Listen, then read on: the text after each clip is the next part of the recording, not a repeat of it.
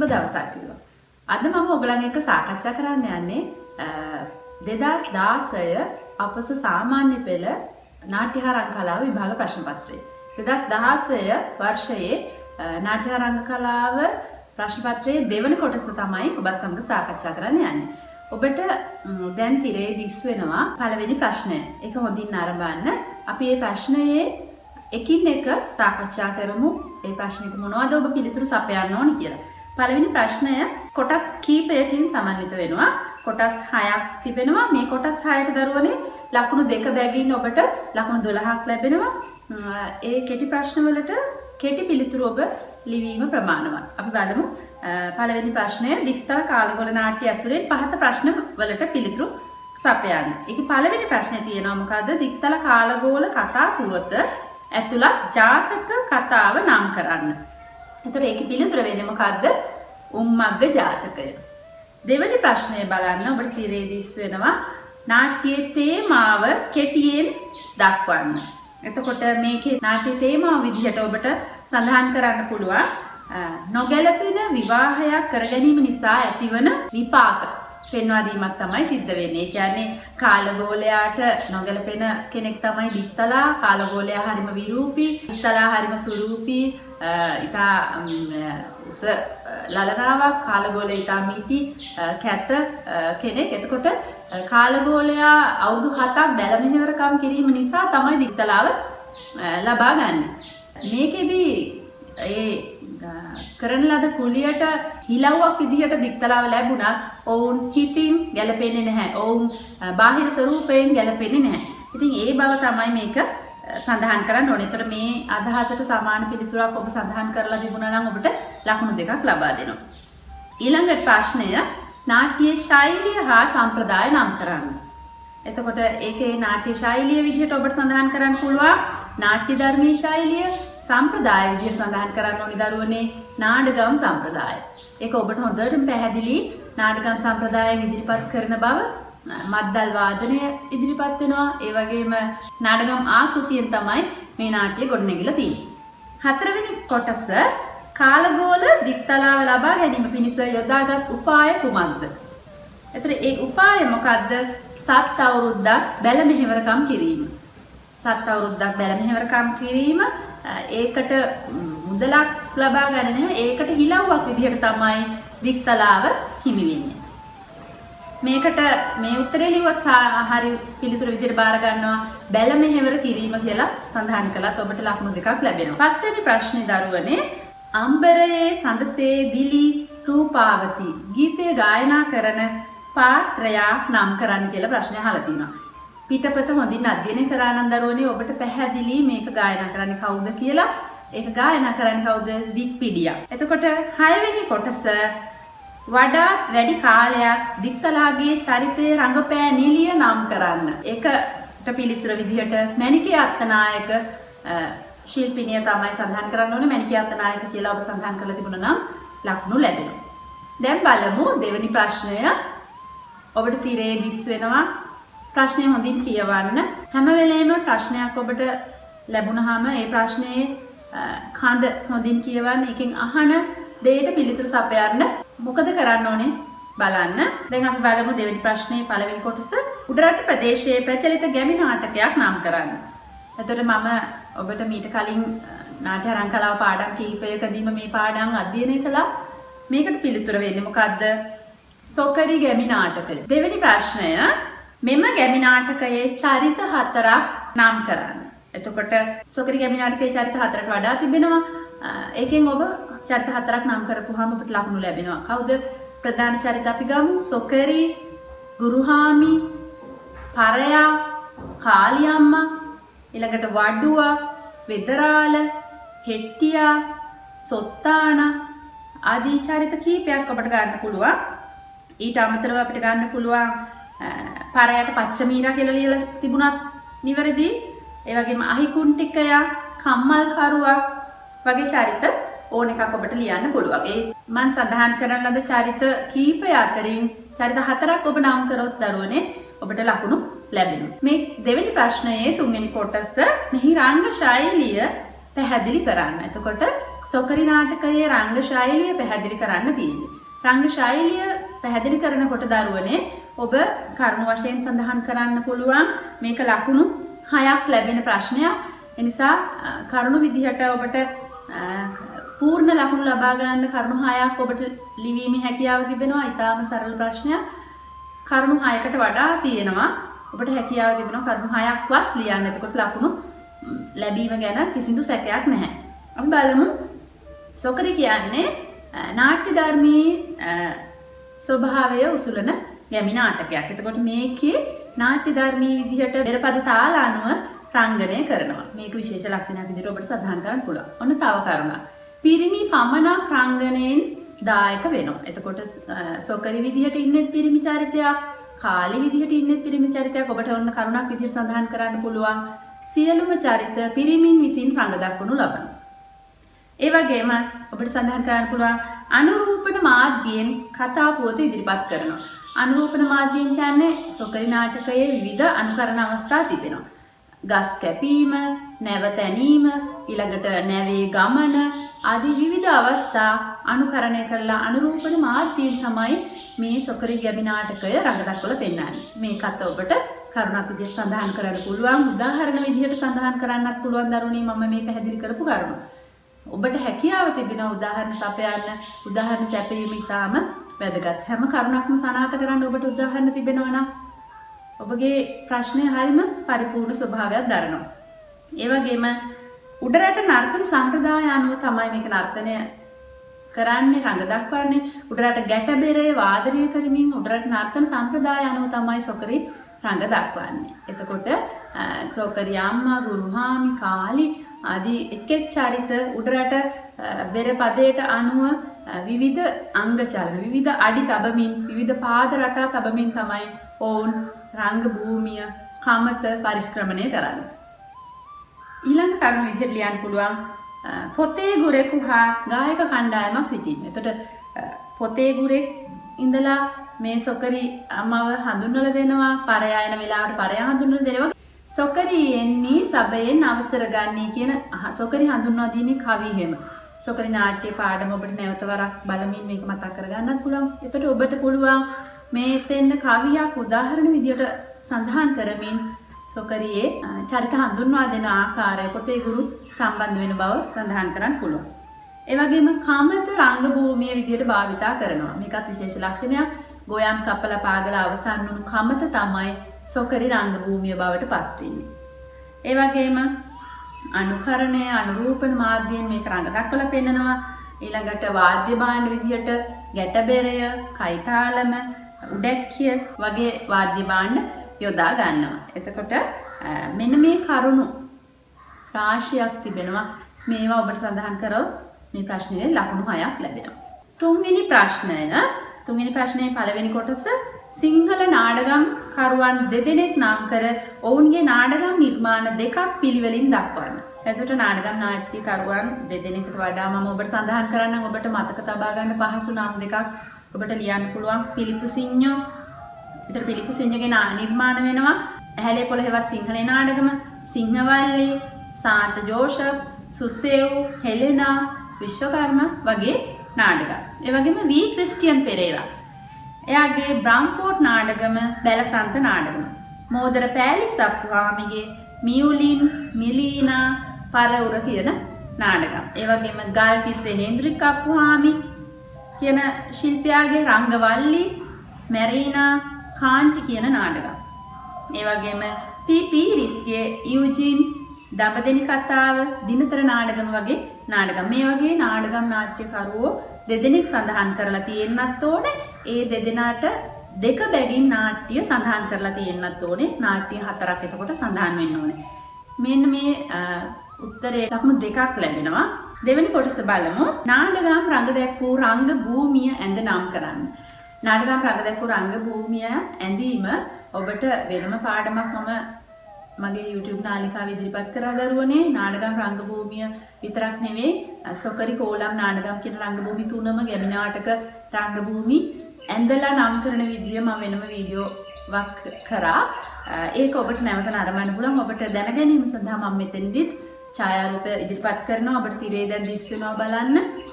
නාඩගම් රංග භූමිය කරලිය මේක අඳින්න ඕනේ. මේ විදිහට පෙනෙන ආකාරයෙන් ඉතා පැහැදිලිව අඳින්න. ඔබ අඳින ඡායාරූපය වෙනස් විදිහේ ආකල්ප මතුවෙන විදිහට පෙනෙන්න ඇන්දොත් ඒක නිවැරදි නැහැ දරුවනේ. පස් ගොඩ කරලා තියෙන බව පේන්න ඕනේ. අර්ධ කවාකාර බව පේන්න ඕනේ. ඒ වගේම මඩුවක් තියෙන්න ඕනේ. ඒ මඩුව කරලියට ටිකක් නෙරලා ඉදිරියට වහලේ නෙරලා තියෙන්න ඕනේ. මේ ආකාරයට ඔබ අඳින්න හුරු වෙන්න. මේකේ ඒතර කොටස් නම් කරන්නේ මොකද්ද? රඟ දක්වන අර්ධ කවාකාර කොටස කරලිය වෙනවා. මඩුව තියෙනවා. මේ මඩුව තමයි නේපත්‍යාගාරයේ විදිහට ඇඳුම් පැළඳුම් ඇඳගන්නේ ශිල්පීන්. ඒ වගේම වටේට පන්දම් ගහලා තියෙනවා ආලෝකය ලබාගත් එක. මෙන්න මේ කොටස් ටික.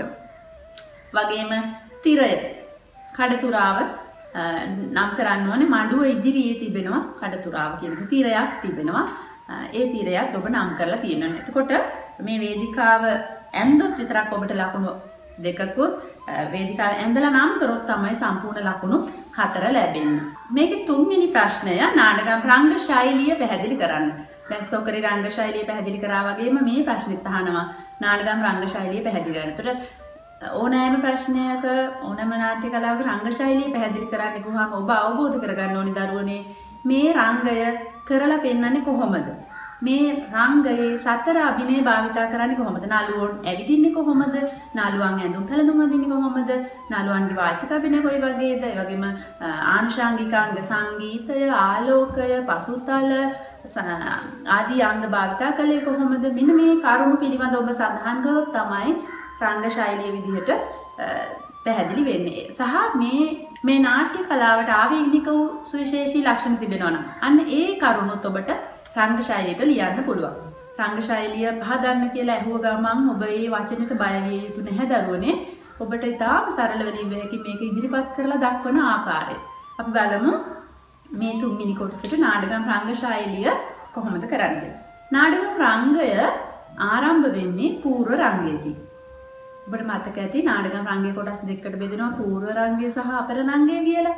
පූර්ව රංගයේදී ස්ථාවර පාත්‍රයන් පැමිණෙනවා. ඒ ස්ථාවර පාත්‍රයන් පැමිණිලා එදින අපර රංගය ආරම්භ කිරීමට යම් යම් සිද්ධි සූදානම් කිරීමක් තමයි සිද්ධ වෙන්නේ. පූර්ව රංගයේදී එනවා බහුභූතය, සෙල්ලම් ළමා, දේශනවාදීන්, හඬදූතයෝ, බෙරහරයෝ ආදී ස්ථාවර පාත්‍රයන් පැමිණෙනවා. ඊට පස්සේ තමයි අපර රංගය පටන් ගන්න. එතකොට ඔන්න එක කරුණක් විදිහට ඔබට සඳහන් කරන්න පුළුවන් ඒක. ඊළඟ එක අපර රංගයේදී එදිනට නියමිත කතා පුවත රංග දැක්වීමක් සිදු වෙනවා. ඒ තමයි සිංහවල්ලි නාඩගම, සඳකිඳුරු නාඩගම, ගෝඨායම්බර කතාව ඔය වගේ නාඩගම් රංග දැක්වීමක් සිද්ධ වෙනවා. උදාහරණයක් ඔබට සඳහන් කරන්න පුළුවන්. අපි ඊළඟ කරුණ විදිහට සඳහන් කරන්න පුළුවන් නාඩගම් සඳහා දක්ෂිණ ಭಾರತೀಯ කර්ණාටක සංගීතය භාවිතා කරනවා. ප්‍රධාන වාද්‍ය භාණ්ඩය වෙන්නේ මද්දලය. තවත් යොදා ගන්න වාද්‍ය භාණ්ඩ තමයි සර්පිනාව, ඒ වගේම වයලීනය, බටනලාව ආදී වාද්‍ය භාණ්ඩ යොදා ගන්නවා. ඒ වගේම නාඩගම් වල සංවාද පද්‍යමය ස්වභාවයක් උසුලනවා. ඔබට නාඩගම් රංගයක් නැරඹීමට අවස්ථාව නැත්නම් ඔබ සිහි කරන්න මනමේ සිංහබහව. ඒ වගේම ඔබට සිහි කරන්න පුළුවන් දික්තල කාලගෝල. මෙන්න මේ නාට්‍ය නාඩගම ආකෘතියෙන් තියෙනවා ඒ සංවාද චරිත අතර සංවාද හුවමාරු වෙන්නේ තාලානුකූලව. ඒ වගේම රංගනය, නර්තනය, සංගීතයට අනුකූලව තමයි රංගය සිදු වෙන්නේ. රංග දක්වන්නේ. දික්තල කාලගෝලකේ චරිත කාලගෝල දික්තලා ඒ සියලුම දෙනා බෙරපද තාලානුව, මද්දල් පද තාලානුව තමයි ඔවුන් වේදිකාවට ප්‍රවේශ වෙන්නේ. ඒ වගේම වේදිකාවෙන් ඉවත් වෙන්නේ. වේදිකාවේ රංග දක්වන්නේ ඔවුන් නර්තනානුකූලව. ඒ වගේම ගීතවත් බව වැඩි වශයෙන් තියෙනවා. සංවාද අතරට දක්ෂිණ ಭಾರತೀಯ කර්ණාටක රාගතාල අනුව සැකසුණු ගීත යොදාගෙන තියෙනවා. ඒ වගේම පොතේ ගුරු හා ගායක කණ්ඩායමක් සිටිනවා. ඔබ කාලගෝල නාට්‍ය කොටසක් හෝ සිංහබාහු මනමේ හෝ කොටසක් නරඹලා තිබෙනවා නම් ඔබට මේකත් යම් තරමකට නාඩගම් නාට්‍යයට මතකයක් විදිහට තබා ගන්න පුළුවන්. ගායක කණ්ඩායම වේදිකාවෙම පැත්තක ඉන්නවා.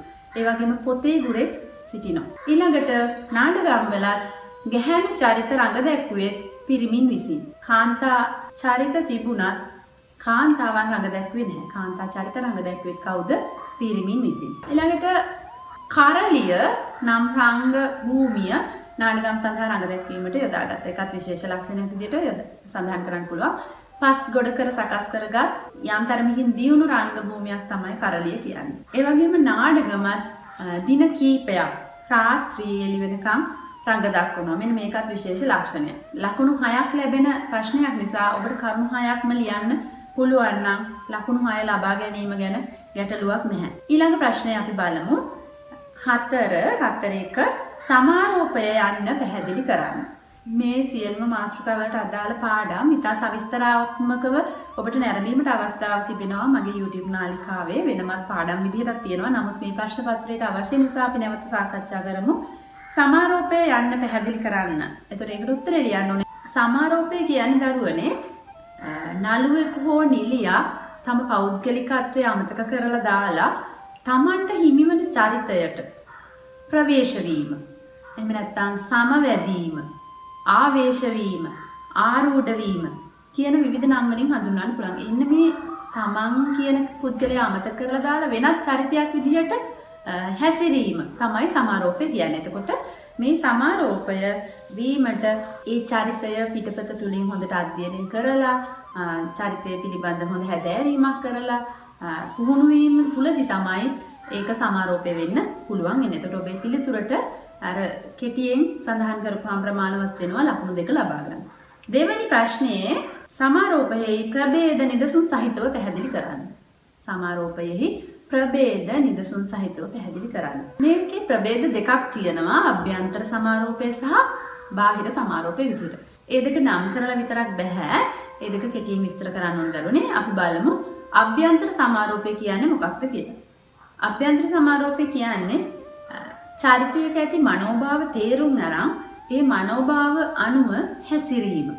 එතකොට නාට්‍ය පිටපතේ සඳහන් වන පරිදි නාට්‍ය අධ්‍යක්ෂකවරයා උපදෙස් දෙන පරිදි ඒ චරිතයේ මනෝභාව නළුවා හෝ නිළිය තේරුම් ගන්න ඕනේ. මේ තේරුම් අරගෙන ඒ මනෝභාව අනුව හැසිරීම තමයි අභ්‍යන්තර සමාරෝපය කියන්නේ.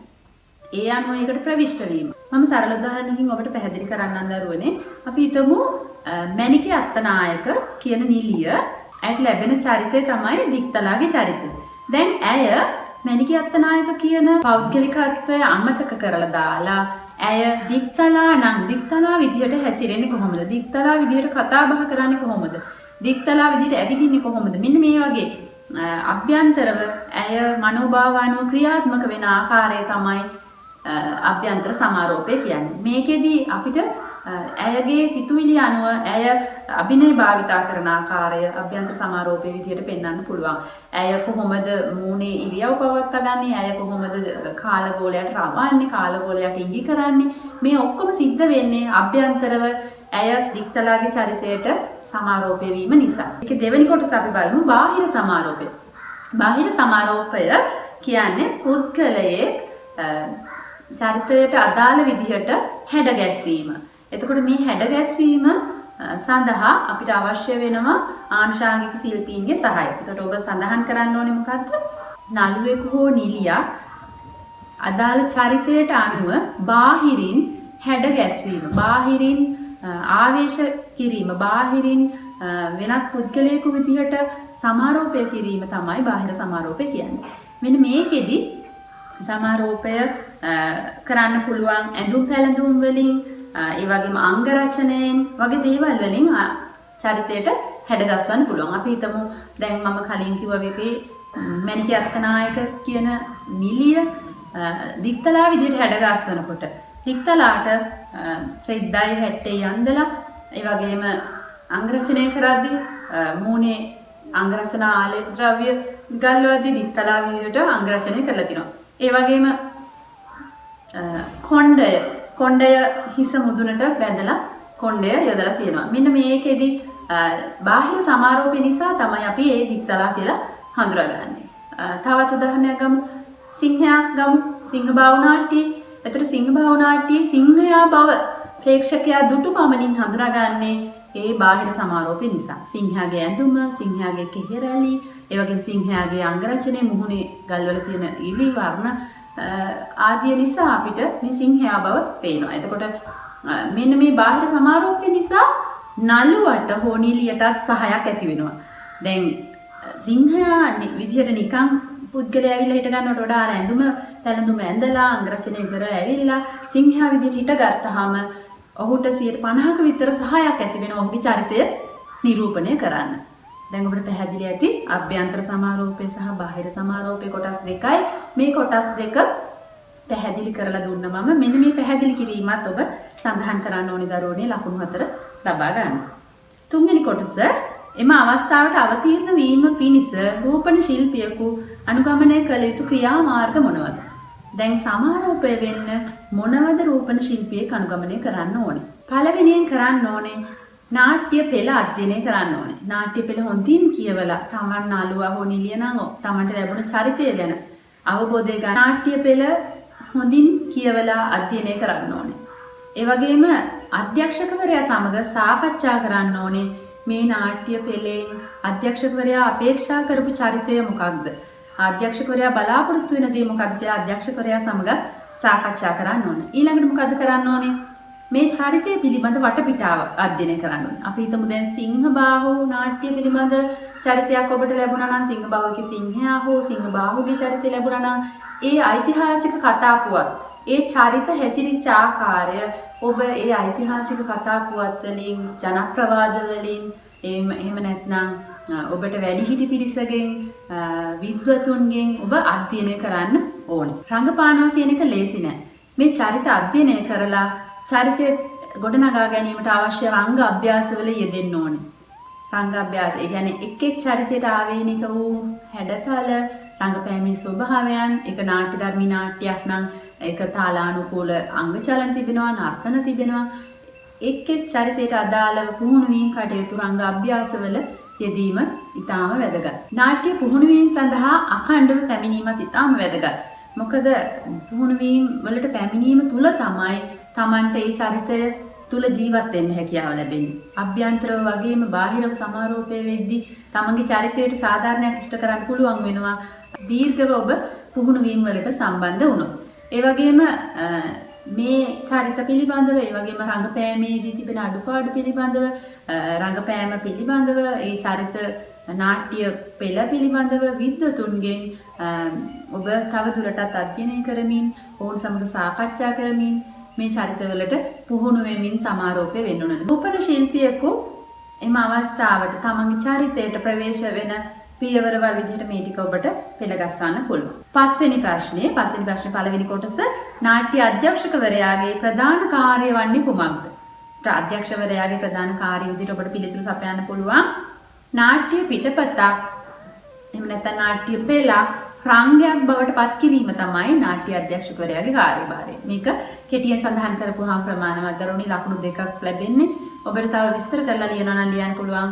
නාට්‍ය පිටපත් රචකයෙකු වෙතින් ලබා ගන්නා නාට්‍ය පිටපත නළු නිලියන් යොදා ගනිමින් ආනුෂංගික අංග ශිල්පීන් යොදා ගනිමින් ඔවුන් පුහුණු කරමින් මෙහෙයවමින් නාට්‍ය පෙළ රංගයක් බවට පත්වීම අවසාන නිෂ්පාදනය දක්වා නාට්‍ය මංගල දර්ශනය දක්වා මෙහෙයවීම තමයි නාට්‍ය අධ්‍යක්ෂකවරයාගේ කාර්යභාරය.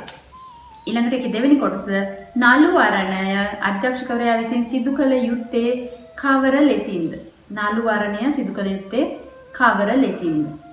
මේකේ නළු වරණය කියන එක ඔබ දැනගන්න ඕනේ දරුවනේ. ඒ නිසා මම ඒක පැහැදිලි කරන්නම්. නළු වරණය කියන්නේ නාට්‍ය පිටපතේ චරිතවලට අවශ්‍ය පරිදි නළු නිලියන් තෝරා ගැනීම තමයි නළු වරණය කියන්නේ. එතකොට නළු වරණය අධ්‍යක්ෂකවරයෙක් කරන්නේ කොහොමද කියලා තමයි ඔබෙන් ප්‍රශ්නය අහන්නේ. ඒතර නළු වරණයේ යනු කුමක්ද කියලා ලියන එක අවශ්‍ය නැහැ. මම දැන ගැනීම සඳහා ප්‍රකාශ කළා. ඔබ පිළිතුරු ලියන්න ඕනේ මොකද්ද? නළු වරණය සිදු කරන ආකාර තමයි ඔබ පිළිතුරට සඳහන් කරන්න ඕනේ.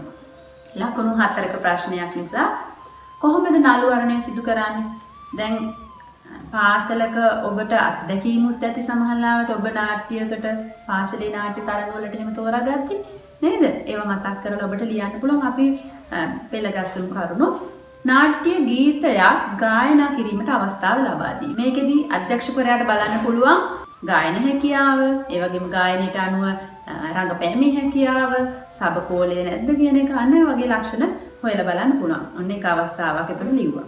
ඊළඟ කරුණ නාට්‍ය පිටපතක කොටසක් ඉදිරිපත් කිරීමේ අවස්ථාව දෙන්න පුළුවන්. මේකෙදි තව එක් කරුණ මම ඛණ්ඩනය කරලා කියන්නම්. නාට්‍ය පිටපතක ඔබ කැමති තැනක් රඟ දක්වලා පෙන්වන්න කියන්න පුළුවන්. එහෙම නැත්නම් අධ්‍යක්ෂකවරයා තෝරා දෙන තැන රඟ දක්වන්න සංවාද ඛණ්ඩ ඉදිරිපත් කරන්න ලබා දෙන්න පුළුවන්. ෂණික නිරූපණයක් ඉදිරිපත් කරන්න දෙන්න පුළුවන්. දැන් ෂණික නිරූපණයක් ඉදිරිපත් කිරීමේදී බොහෝ කාරණා අධ්‍යයනය කරන්න පුළුවන් අධ්‍යක්ෂකවරයාට.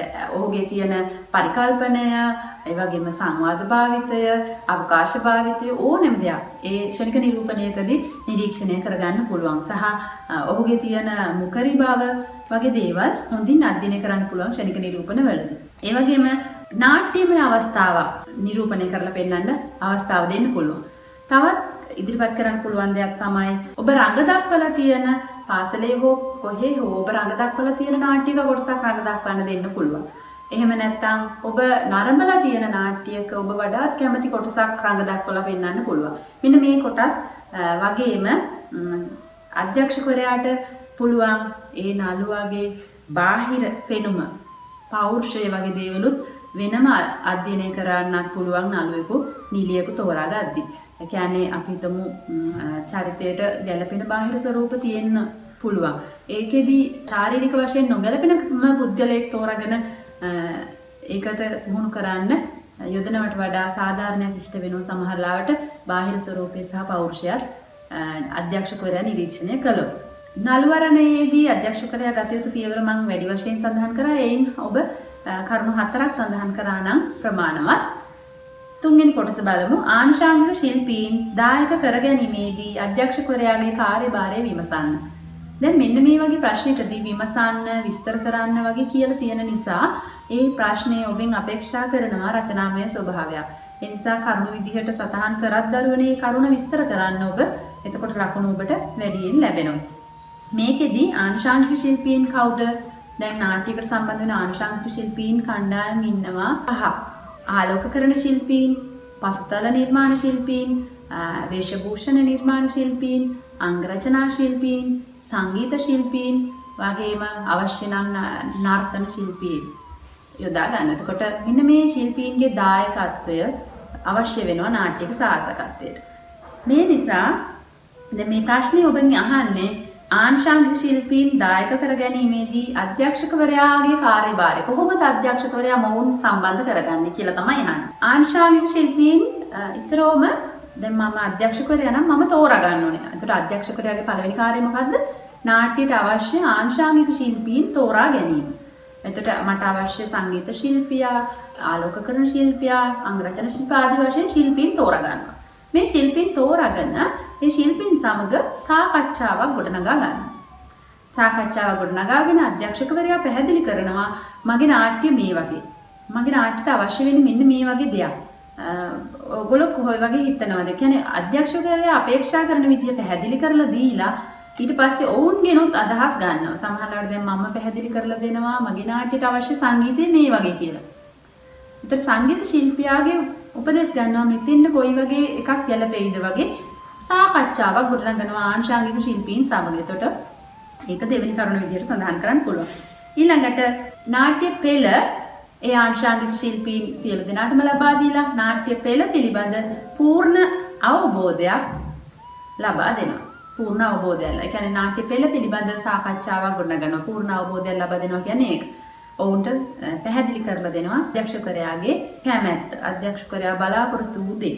ඒ වගේම නාට්‍ය පුහුණු වීම අතරතුර ඔවුන්ගේ සහාය ලබා ගන්න ඕනේ. අපි හිතමු නාට්‍ය ධර්මී නාට්‍යයක් නම් සංගීත ශිල්පීන් මුල ඉඳලම නාට්‍යයට සම්බන්ධ වෙන්න ඕනේ. සමහර ලාවට නාට්‍ය පුහුණු වීම ආරම්භණ්ඩක් පෙර නළුවන්, නිලියන් සංගීතය ඔවුන්ට පහදලා දීලා සංගීතයට අනුව ගායනා පුහුණු කරලා ඔවුන්ව හැඩගස්ස ගන්න ඕනේ. එතකොට සංගීත ශිල්පීන් නාට්‍යයේ මුල සිට පුහුණු වීම සඳහා සම්බන්ධ කර ගන්න ඕනේ. සමහරවිට දැන් ආලෝකකරණ ශිල්පීන් වගේ නම් නාට්‍ය මුල සිට සම්බන්ධ වීම අත්‍යවශ්‍ය නැහැ. ඔවුන් නාට්‍ය පුහුණු වීම අතරමැද වාර කිහිපයකදී සම්බන්ධ කර ගන්න පුළුවන්. ඒ වගේම ඇඳුම් පැළඳුම් ශිල්පීන් නාට්‍ය පුහුණු වීම වලදී සම්බන්ධ කර ගන්න ඕනේ. අංගරචනා ශිල්පීන් නාට්‍ය පුහුණු වීම වලදී මැදදී සම්බන්ධ කර ගන්න ඕනේ. දැන් අපි හිතමු ඇඳුම් පැළඳුම් ශිල්පීන් සම්බන්ධ කර ගන්න ඕනේ. ඇයි කියලා ඔබට හිතෙන්න පුළුවන්. මම ඒකට පුංචි උදාහරණයක් කියන්නම්. අපි හිතමු සටන් ජවනිකා තියෙන නාට්‍යයක චරිතයකට ඇඳුම් නිර්මාණය කරන්න ඒ ඇඳුම් නිර්මාණ ශිල්පියා නාට්‍ය නරඹලා නැතුව නිර්මාණය කරොත් සමහරවිට ඒ ඇඳුම නිර්මාණය කරන ලද ඇඳුම ඇඳගත්තට පස්සේ ඒ චරිත සටන් ජවනිකා ඉදිරිපත් කරන්න බැරි තරම් ඇඳුම හිර වෙන්න පුළුවන්. මෙන්න මේ වගේ ගැටලු ඇති වෙන නිසා තමයි නාට්‍ය පුහුණු වීම තුළදී ආංශාංගික ශිල්පීන් සම්බන්ධ කරගන්න අවශ්‍ය වෙන්නේ. ඒ වගේම ආංශාංගික ශිල්පීන් සියලු දෙනාම සාකච්ඡා කරන්නත් ඕනේ. මොකද ඔවුන් වර්ණ සමග කටයුතු කරන අය. මෙන්න මේකත් එතකොට කරුණා. ආලෝකකරණ ශිල්පියා, පසුතල නිර්මාණ ශිල්පියා, ඇඳුම් පැළඳුම් නිර්මාණ ශිල්පියා, අංගරචනා ශිල්පියා මේ සියලු දෙනා වර්ණත් එක්ක කටයුතු කරන අය. මේ වර්ණ සමග කටයුතු කරන ශිල්පීනොත් සාකච්ඡා කරන්න ඕනේ මේ නාට්‍යයකට සම්බන්ධ වෙද්දී. ඊළඟට සවේශ පුහුණුවේදී ඔවුන් නාට්‍යයට සම්බන්ධ වෙන්න ඕනේ. සම්බන්ධ වෙලා ඒ සවේශ පුහුණුවේදීත් යම් අඩුපාඩු සිද්ධ වුණොත් ඒ පිළිබඳවත් සාකච්ඡා කරලා නැවත සකස් කරගන්න ඕනේ. එතකොට අධ්‍යක්ෂකවරයාට සවේශ පුහුණුවේදීත් ඔහුගේ මත ඉදිරිපත් කරන්න පුළුවන්. මේක තව මෙහෙම වුණා නම් හොඳයි කියලා. ඒ අනුව සවේශ පුහුණුවට සියලුම ආංශාංගික ශිල්පීන් සම්බන්ධ වෙන්න ඕනේ.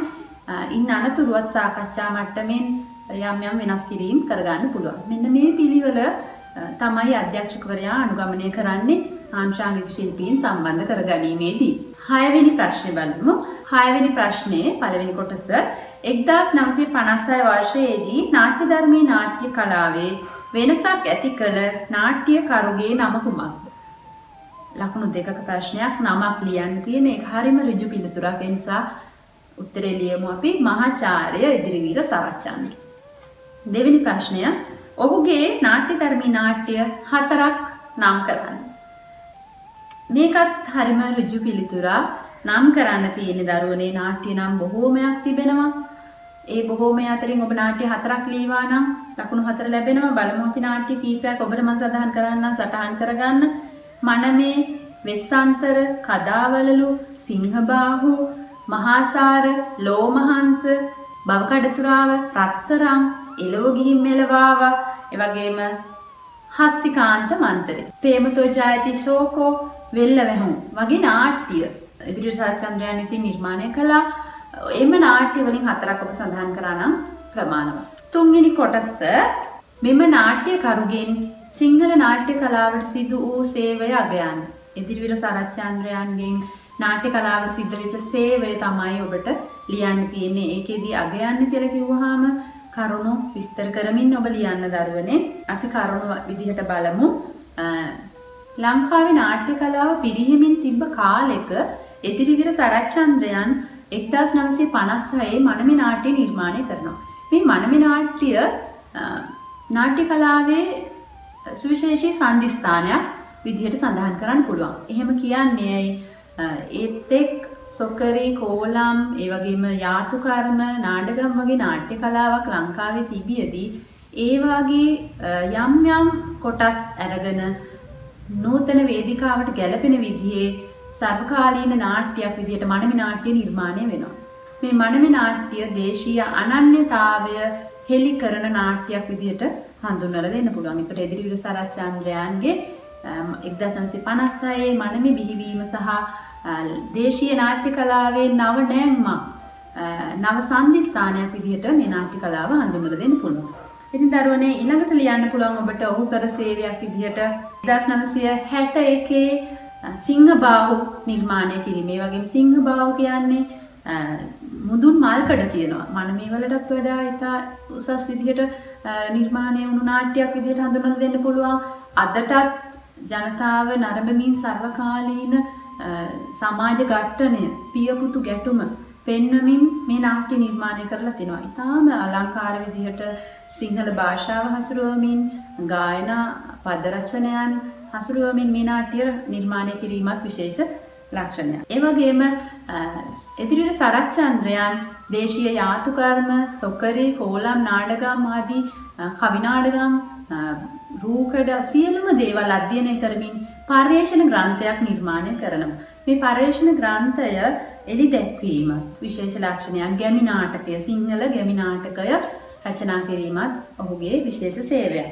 ඒ වගේම ඔහු නාට්‍ය රචනා කිරීමේදී ජාතක කතා, පුරාවෘත්ත, ඓතිහාසික සිදුවීම් වලට ප්‍රමුඛ ස්ථානයක් ලබා දෙනවා. ඒවට නව අර්ථකථන ලබා දෙමින් තමයි නාට්‍ය රචනා කරන්නේ. දැන් මනමේ නාට්‍ය නිර්මාණය වෙන්නේ ජාතක කතාවක් පදනම් කරගෙන. සිංහබාහු නාට්‍ය නිර්මාණය වෙන්නේ ඓතිහාසික කතා පොතක් පදනම් කරගෙන. නමුත් ඒවට නව අර්ථකථනයක් දෙනවා. දැන් චුල්ලදනද්දර ජාතකයේ කාන්තාව ඊටාම පහත් චරිතයක් විදියට හඳුන්වලා දුන්නත් මනමේ නාට්‍යයේ කාන්තාව පිළිබඳ සාධාරණයක් ඉෂ්ට කරනවා එදිරිවීර සරච්චන්ද්‍රයන්. ඒ වගේම සිංහබාහු නාට්‍යයේත් ඒ වගේ. ඉතින් තවත් විශේෂ ලක්ෂණයක් තමයි ඔහු කරපු නාට්‍ය ධර්මී නාට්‍ය ශෛලිය ස්ථාපිත කරනවා. කියන්නේ ලංකාවේ නාට්‍ය ධර්මී නාට්‍ය ශෛලිය ස්ථාපිත කිරීමේ මූලිකත්වය ගන්නේ ඔහු. ඒ වගේම නාට්‍ය කලාවට අදාළ ග්‍රන්ථ රාශියක් ලියනවා. ඒ විතරක් නෙමෙයි ඔහු යටතේ විශ්වවිද්‍යාල මට්ටමින් විශාල නළු නිළි පිරිසක් බිහි වෙනවා. ඒ වගේම ඔහු ප්‍රථම වරට ගුවන්විදුලි නාට්‍ය නිර්මාණය කරනවා. මෙන්න මේ වගේ ඔහු පිළිබඳ තවදුරටත් ඔබ පොතපත ඇසුරු කරන්න දරුවනේ පොත් වලින් ඔබට තව කරුණු සටහන් කරගන්න පුළුවන්. ඒ වගේම ඔබගේ ගුරු භවතුන්ගෙන් තවදුරටත් ඉදිරියට සරච්චන්ද්‍රයන් පිළිබඳ කරුණු විමසමින් ඔබට සටහන් කරන්න පුළුවන්. නමුත් මේ ප්‍රශ්නයට මා සඳහන් කළ කරුණු ලීවත් ප්‍රමාණවත් ලකුණු 6 ලබා ගන්න. 7 වෙනි ප්‍රශ්නය මේක තමයි අවසාන ප්‍රශ්නය. මේක පැහැදිලි කරලා දීම ඉතාම අපහසුයි. නමුත් ඔබට මේ ගැන පුංචි අවබෝධයක් දෙන්නම්. 7 වෙනි ප්‍රශ්නේ හැම වෙලේම එන්නේ නාට්‍ය පිටපතක් රචනා කරන්න. ඒක ඔබ දන්නවා ඇති පසුගිය විභාග ප්‍රශ්න පත්‍ර ඔබ අධ්‍යයනය කරලා තියෙනවා නම්. දැන් මේකේ තියෙන්නේ පහත දැක්වෙන කතා සැකිල්ල ඔබට කැමැති පරිදි අවසානයක් කරා ගෙන යමින් නාට්‍ය පෙළක් රචනා කරන්න. මෙහිදී ඔබට අවශ්‍ය පරිදි චරිත සංඛ්‍යාව අඩු වැඩි කරගත හැකියි. එතකොට ඔබට පුංචි සිද්ධියක් දීලා තියෙනවා දරුවනේ. මම මේ සිද්ධියක් මෙතන කියවන්නම්. ඇය දියගෙන ඒම පිණිස කැලේ හරහා පොකුණ වෙත යද්දී ඉර බැස යමින් තිබුණි. වනයේ රූස්ස ගස් අතරින් මතු වූ අඳුරු සෙවණැලි නිසා හටගත් දිය පාලනය කරගත්තද විටින් විට හඬන රැහැයි නාදයෙන් ඈත ඇතිගත්තාය. නිවසේ බොහෝ කටයුතු කර නිම වූ ඇය අද පොකුණ වෙත ගියේ තම දරුවා අසල නිවසේ රඳවා තබාය. ගත වූයේ නිමේෂයකි. අසල ඇති ගල් පර්වතය කෙළවරින් තිත් ටිකක් තියලා තියෙනවා. දැන් මෙන්න මේ පුංචි කතා පුවත ඔබට වර්ධනය කරන්න පුළුවන්. ආපස්සට ගන්න පුළුවන්, ඉදිරියට වර්ධනය කරන්න පුළුවන්. කෙසේ හෝ ඔබ මේ නාට්‍ය පුංචි සිදුවීම නාට්‍යයක් බවට පත් කරන්න ඕනේ. ඒකේ නාට්‍යෝචිත අවස්ථා නිර්මාණය කරන්න ඕනේ. නාට්‍යෝචිත අවස්ථාවක් කියන්නේ පුතේ කුතුහලය ඇති වෙන තැන් තියෙනවා. ප්‍රේක්ෂකයාට හිතෙන්න ඕනේ, එහෙම නැත්නම් කියවන කෙනාට හිතෙන්න ඕනේ දැන් මොකක් වෙයිද? දැන් මොනවා වෙයිද? හරිම අවිනිශ්චිත තත්වයන් ඇති තැන් නිර්මාණය කරන්න ඕනේ නාට්‍යෝචිත අවස්ථාව විදිහට. ඒක පේන්න බෑ මේක වුණාම මෙහෙම වෙනවා කියලා අපිට නාට්‍ය මුල පටන් ගත්තාම අග තේරෙන්න බෑ. ඒ වගේ දේවල් හිතෙන්නේ නැති වෙන්න නාට්‍යෝචිත අවස්ථාව ගොඩනගන්න ඕනේ. ඒ වගේම නාට්‍ය පිටපතක් රචනා කරද්දී ඔබ දැකලා ඇති නාට්‍ය පිටපතේ සංවාද විදිහට වෙන් කරන්න ඕනේ. චරිත නම් චරිත දාන්න ඕනේ. චරිතවලට සංවාද තියෙන්න ඕනේ. එතකොට මේ චරිතයේ තියෙන සංවාද ඉදිරියෙන් ඔබ සටහන් කරන්න ඕනේ. ඒ වගේම රංග විධාන සඳහන් කරන්න ඕනේ. පෙළක් රචනා කරනවා කියන්නේ ඒකයි. අපි හිතමු මේ ඇය කියන කෙනාට නමක් දෙමු. ඒ කෙනාට අපි හිතමු සෝමා කියලා. එතකොට සෝමා ඔන්න කියනවා පුතේ අම්මා ගිහින් එනකම් පරිස්සමෙන් ඉන්න. ඔන්න වරහන් ඇතුලේ ඔබට දාන්න පුළුවන් වරහනක් දාලා සෝමා දරුවාගේ හිස අතගා පිටත්ව යයි. වරහන වහන. මෙන්න මේ වගේ දේවල් රංග විධාන විදියට සඳහන් කරන්න පුළුවන්. ඔබ නාට්‍ය පිටපතක් අධ්‍යයනය කරන්න, දික්තල කාලගෝල හෝ ඔබට හිමි නාට්‍ය පිටපතක් නිර්දිෂ්ට ග්‍රන්ථයක් හෝ අධ්‍යයනය කරන්න. එතකොට තේරෙවි රංග විධානය යොදන්නේ කොහොමද කියලා. මෙන්න එතකොට මේ ප්‍රශ්නයේ නාට්‍යචිත අවස්ථා නිර්මාණය කිරීම සඳහා ලකුණු 4ක් තියෙනවා. ඒ වගේම සංවාද සහ රංග විධාන සහිතව පෙළ රචනා කිරීමට ලකුණු 8ක් ලැබෙනවා. මේකට ඍජුව පිළිතුරක් දීම අපහසු නිසා මේක ලියන විදිය විතරක් මම කියන්නම්. නාට්‍යචිත අවස්ථා නිර්මාණය කරනකොට කතන්දරයක් කියන යන විදිහට නෙමේ දරුවනේ. ඒක රංග දක්වලා පෙන්වන්න පුළුවන් විදිහේ දේවල් වෙන්න ඕනේ නාට්‍යචිත අවස්ථා නිර්මාණයේදී. කුතුහලය දැනවෙනවා වගේම අපි තුමු වේදිකාවට ගෙන එන්න බැරි දේවල් ලියන්න එපා. කියන්නේ රඟ දක්වලා පෙන්වන්න පුළුවන් දේවල් ගොඩනගන්න. ඒක ඊටාම වැදගත්. ඒ වගේම සංවාද සහ රංග විධාන ලියද්දි ඒ සංවාද වලින් චරිත ස්වභාවය මතුවෙන්න ඕනේ. ඒ වගේම චරිත ස්වභාවයේ තරාතිරම, ගති ලක්ෂණ, චරිතයේ සිතුවිලි, අභ්‍යන්තර හිතන විදිහ ආදී සියල්ල හෙළි වෙන්න ඕනේ. එතකොට තමයි නාට්‍ය පිටපත සාර්ථක වෙන්නේ. ඒ වගේම නාට්‍යයේ භාෂාව, නාට්‍ය පිටපතක භාෂාව ඉතාම වැදගත්. උත්ප්‍රාස රසය ඇති වෙන විදිහට, ඒ වගේම ව්‍යංගාර්ථවත්ව භාෂාව පාවිච්චි කරලා රචනා කරන්න ඕනේ. ඒ විතරක් නෙමෙයි රංග විධාන වලිනුත් පැහැදිලි වෙන්න ඕනේ. සමහර වෙලාවට පුළුවන් රංග විධාන වලින් හෙළි කරන්න අභ්‍යන්තර සිතුවිලි පවා. ඒ වගේ ඔබ නාට්‍ය පිටපතක් රචනා කිරීමේදී ඊටාම වැදගත් දේවල් තමයි මම මේ සඳහන් කරන්නේ. ඒ වගේම කුතුහලය දනවන අවස්ථා, අවිනිශ්චිත බව, දෙගිඩියා වගේ දේවල් සංවාද තුලින් මතුවෙන්න ඕනේ. සමහරවිට රංග දක්වලා පෙන්වන එකම නැවත සංවාදයෙන් කීම අවශ්‍ය නැහැ. සමහරවිට සංවාද නොකිය රංග දක්වන්න පුළුවන්. එහෙම අවස්ථා ඔබ අඳුරා ගන්න. ඒ වගේම ගැටුමක් තියෙන්න ඕනේ නාට්‍යයක් නිර්මාණයේදී. මේ ගැටුම ආරම්භ වීම, ඒ වගේම ගැටුම විකාශනය, ගැටුමේ කූට ප්‍රාප්තියටපත් වීම, ඒ වගේම ගැටුම අවසාන වීම කියන අවස්ථා ටික ඔබ නාට්‍ය පිටපතක් රචනා කිරීමේදී ගොඩනගා ගන්න උත්සාහ කරන්න. මේ කරුණු බොහෝමයක් අන්තර්ගත කරමින් ඔබට නාට්‍ය පිටපතක් රචනා කරන්න පුළුවන්. ඒකට ඔබට ලකුණු 12ක් ලැබෙනවා දරුවනේ. මේ ලකුණු 12 ලබා ගැනීමට ඔබ තාම නිර්මාණශීලී විය යුතුයි. නාට්‍ය පිටපත් කියවන්න, ඒ වගේම නවකතා කියවන්න, ගොඩක් කියවලා තියෙන අයට සිංහල භාෂාව හොඳින් දියුණු නම් මේක හරිම පහසු වෙනවා රචනා කිරීම. ඉතින් දරුවනේ අද අපි ඔබත් සමග සාකච්ඡා කළේ 2016 අපේ සාමාන්‍ය පෙළ ප්‍රශ්න පත්‍රයේ දෙවෙනි කොටස. මම ඊළඟ වතාවේ ඔබත් සමග සාකච්ඡා කරනවා 2017 ප්‍රශ්න පත්‍රය. මම සාකච්ඡා කිරීමට ප්‍රථමයෙන් ඔබට හැකියාව තිබෙනවා නම් මේ ප්‍රශ්න පත්‍රය හොයාගෙන ඔබට හැකි පමණින් පිළිතුරු සපයන්න. එවිට මගේ පාඩමත් සමග ඔබට මේ ප්‍රශ්න පත්‍රය හරි වැරදි ලකුණු කරගන්න පුළුවන්. වැඩි වශයෙන් කරුණු සඳහන් වෙනවා නම් ලියා ගන්න පුළුවන්. ඔබට සහායක් වේවි. ස්තුතියි.